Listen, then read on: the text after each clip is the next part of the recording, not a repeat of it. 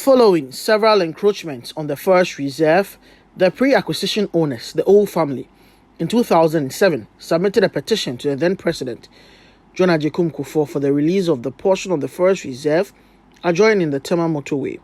After consultations between the office of the president and the relevant bodies, it was recommended that a portion of the forest reserve be released to the Old family.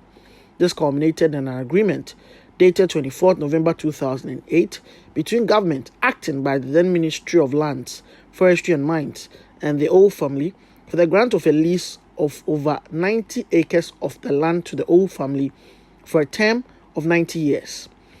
The lease agreement was, however, not executed as agreed. In 2011, the Old family submitted another petition to the then Minister for Lands and Natural Resources, Mike Hammer, for the grant of portions of the forest reserve. The minister constituted a committee chaired by the then chairman of the then chief executive of the Forestry Commission, Mr. Samuel Faridate, to inquire into the legitimacy of the request and its impact on the forest reserve. The committee, after its investigations, concluded that the request of the Old family was legitimate. The minister then sought executive approval to implement the recommendations of the committee. On 5th September 2013, the then President of the Republic, John Dramani Mahama, gave executive approval for the conversion of the forest reserve into an ecotourism park and to release the peripheral portions of the forest reserve to the Old family in accordance with the recommendations of the committee. Pursuant to the said executive approval, the Forestry Commission, acting on behalf of the then President, John Mahama, 3 leases executed in September 2013, granted 3 portions of the forest reserve to the Old family for a term of 99 years. The family then registered the land in its name and granted subleases to other private developers with the consent of the Forestry Commission.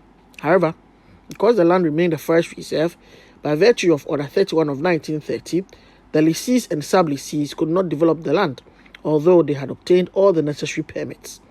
Pursuant to the same executive approval, the Forestry Commission, acting on behalf of the then President of the Republic, John Mahama, entered into an agreement with Akan Capital, a limited liability company, for the development of the core area of the forest into an ecotourism park.